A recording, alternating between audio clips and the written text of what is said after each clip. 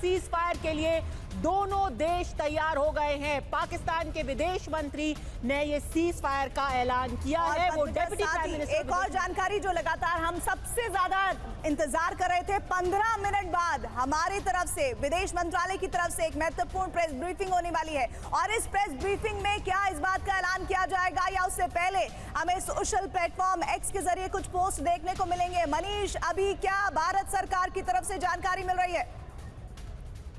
बिल्कुल, देखिए, भारत सरकार की तरफ से भी अभी चूंकि प्रेस ब्रीफिंग भी होनी है, हो सकता है उससे पहले विदेश मंत्री या विदेश मंत्रालय की तरफ से भी सोशल मीडिया पर कोई पोस्ट आए।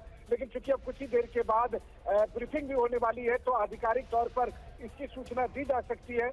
लेकिन इसमें कोई दो राय नहीं कि बीते 72 घंटे में जिस तरह से भारत और पाकिस्तान के बीच तनाव काफी बढ़ गया था और अब अमेरिका की मध्यस्थता में इसमें सुलह हो गई है, समझौता हो गया है और समझौता में यही तय हुआ कि तनाव को खत्म किया जाए। और इसके लिए अब जो पूरी पिक्चर सामने आई है उसके मुताबिक अमेरिका के उपराष्ट्रपति और अमेरिका के विदेश मंत्री, इन दोनों ने जिम्मा संभाला और भारत के प्रधानमंत्री से बात की गई, भारत के एनएसए से बात की गई, भारत के विदेश मंत्री से बात की गई। वहीं दूसरी तरफ पाकिस्तान के विदेश मंत्री से, पाकिस्तान के आर्मी चीफ से और पाकिस्तान के प्रधानमंत्री से बातचीत की गई। और फिर दोनों पक्षों को इस बात के लिए सुलह कराने के लिए सहमत कराया गया कि इस तनाव को आगे नहीं बढ़ाया जाए। लेकिन भारत की तरफ से एक शर्त रखी गई थी और इस शर्त को पाकिस्तान ने भी मान लिया, इस शर्त को अमेरिका ने भी मान लिया।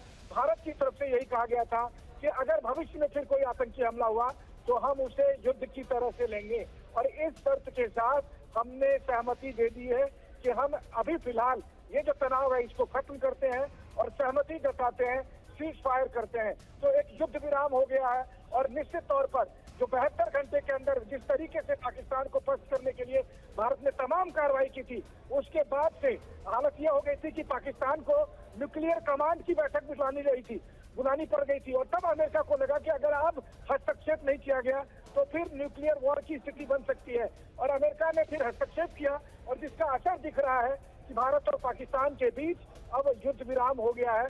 और ये सबसे बड़ी राहत, बड़ी संतोषजनक खबर है जी।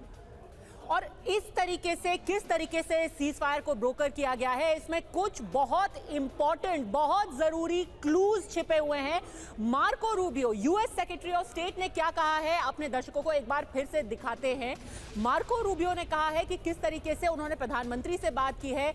एयर कमोडोर बहल, बहुत दिलचस्प बात है कि उन्होंने ये कहा है कि हमने प्रधानमंत्री दोनों देशों से बात की है, हमने विदेश मंत्री से बात की है और हमने पाकिस्तान के सेना प्रमुख से बात की है। सोचिए कि जनरल मुनीर से बात कर रहे हैं अमेरिकन सेक्रेटरी ऑफ स्टेट और वाइस प्रेसिडेंट वैंस। क्यों? अगर सरकार सच में शहबाज शरीफ चला रहे हैं तो जनरल मुनीर से बात क्यों कर रहे हैं मार्को रूबियो? बिल्कुल सही कह रहे हैं आप कि इनको पता है। Who wears the pants in Pakistan? इससे एकदम साफ हो गया है। अगर पाकिस्तान कहता है कि वो डेमोक्रेसी है, आज जो घटनाक्रम है उससे एकदम साफ हो चुका है sir. Who wears the pants in Pakistan?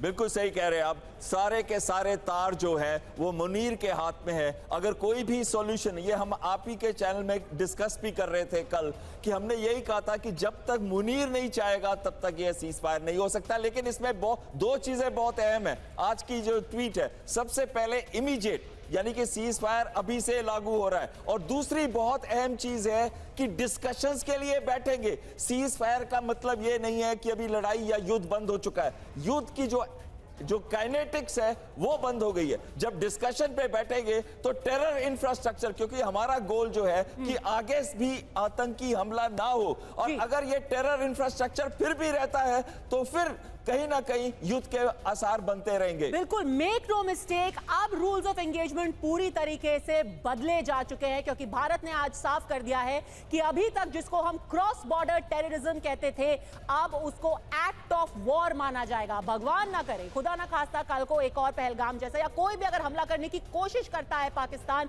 उसको एक्ट ऑफ वॉर माना जाएगा। लेकिन मनीष, अंदर की खबर बताइए, ये बैक रूम में जो बिहाइंड द सीन्स बातचीत हो रही थी, किस तरीके से किसने किसको कॉल किया, किस चीज पे सहमति बनी, भारत ने क्या शर्तें रखी, सारी डिटेल्स बताइए। आपके सूत्र आपको क्या बता रहे हैं?